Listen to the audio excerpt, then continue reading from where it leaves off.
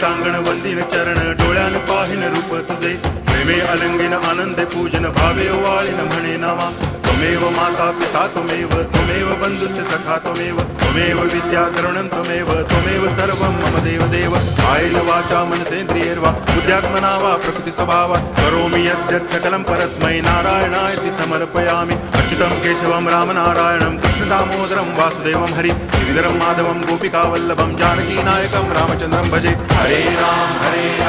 Ram Ram Hare Hare Hare Krishna